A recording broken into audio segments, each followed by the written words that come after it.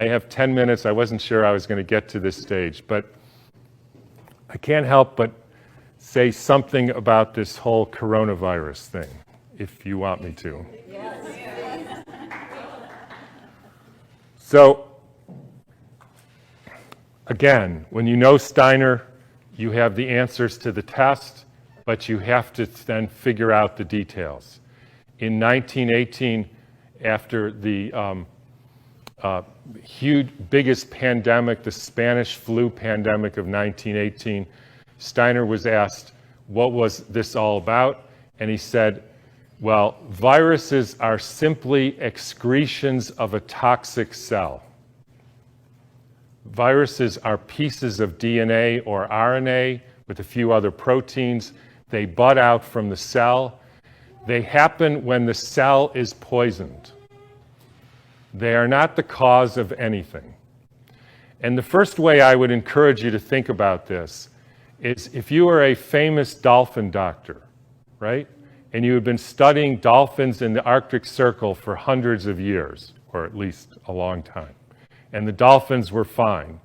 And then they call you up, Fred, all the dolphins, or a lot of the dolphins, are dying in the Arctic Circle. Can you come and investigate? Right? And you have one question to ask. So, show of hands. How many of you would say, I want to investigate a dolphin to see the genetic makeup of that dolphin? Nobody, because that's stupid. How many of you would say, I want to see if this dolphin and that dolphin has a virus because it might be contagious and that's why all these dolphins are getting sick? That fellow. How many of you would say, excuse my French here, did somebody put some shit in the water here? Like Exxon Valdez? Anybody? Everybody. Because that's what happened. And the cells get poisoned. They try to purify themselves by excreting debris, which we call viruses.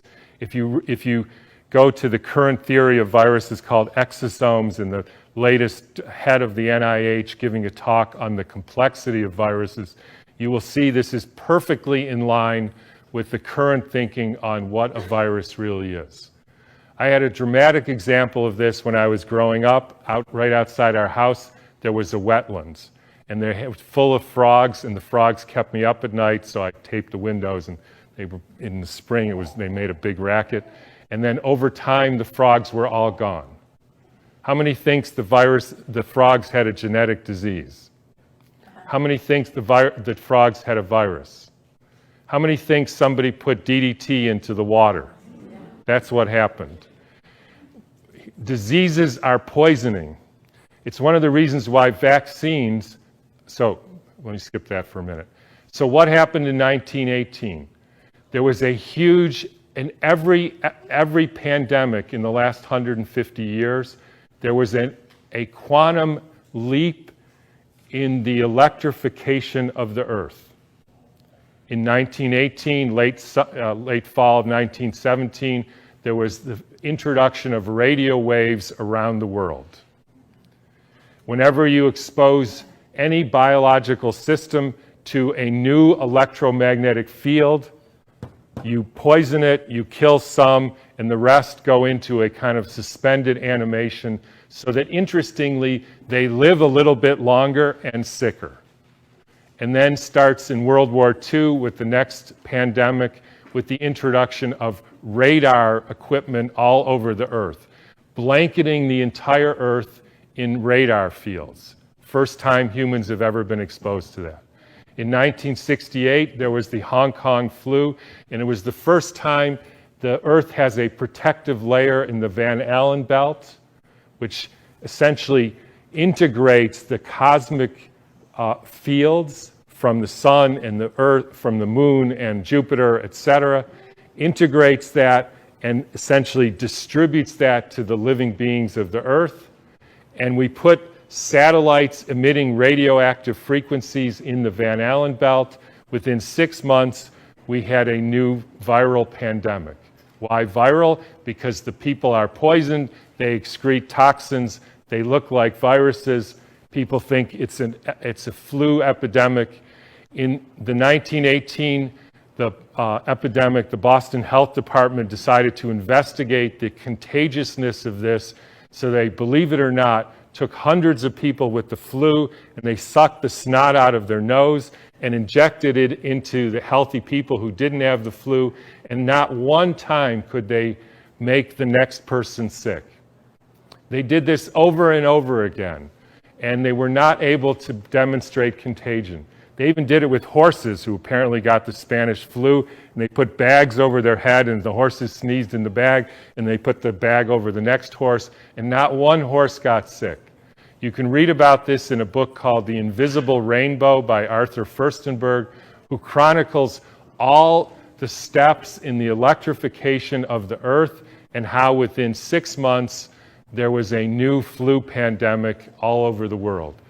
And when you hear the normal explanations, how did it go from Kansas to South Africa in 2 weeks? So the entire world got the symptoms at the same time, in spite of the fact that the mode of transportation was horseback and boats, and there's no explanation for it. They just say, we don't know how that happened. But when you think about it, with these radio waves and other frequencies that some of you have in your pocket and on your wrist, you can send a signal to Japan and it arrives instantaneously. So any of you who don't believe, there is an electromagnetic field that communicates globally within seconds, just is not paying attention to this. And I will only finish by pointing out that there has been a dramatic and quantum leap in the last 6 months with the electrification of the Earth. And I'm sure a lot of you know what that is. It's called 5G, where they now have 20,000 radiation-emitting satellites, just like the radiation-emitting thing in your pocket and on your wrist and that you use all the time. That is not compatible with health. I'm sorry to say it, it's not compatible with health. That is a water destructuring device. And for any of you who say, yeah, well, we're not electrical beings, we're just physical matter, then don't bother doing an EKG or an EEG or a nerve conduction test, because we are electrical beings and the chemicals are only the byproduct of those electrical impulses. And I'll finish with, anybody want to make one guess as to where the first completely blanketed 5G city in the world was? Exactly. So when you start thinking about this, we are in an existential crisis here, folks, the likes of which humankind has never seen. And I don't want to go all Old Testament prophet on you, but this is something that is unprecedented. The putting of 100,000 satellites in the very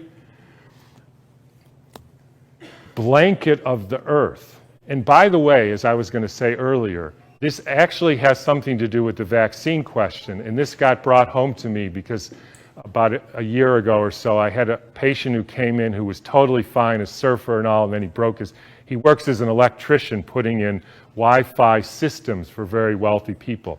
Electricians have a very high mortality rate, but he was fine. And then he breaks his arm and he gets a metal plate put in his arm. 3 months later, he couldn't get out of bed and was total, heart irregularities, just total collapse. The susceptibility has to do with how much metal you have in your body, as well as the quality of the water in your cells. So if you start injecting aluminum in people, they become receptors for absorbing increased electromagnetic fields, and that is a perfect storm for the kind of deterioration of the species, which is what we're now experiencing. And I'm just going to finish with one more thing, which I like too, is a quote from Rudolf Steiner. And by the way, this was around 1917, so it was a different time. In times when there were no electrical currents, when the air was not swarming with electrical influences, we're talking 1917, it was easier to be human.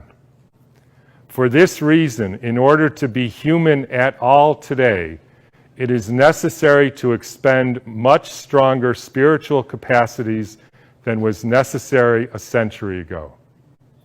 So I'll just leave you with whatever you can do to increase your spiritual capacities, because it's really damn hard to be a human being these days. So thanks for listening.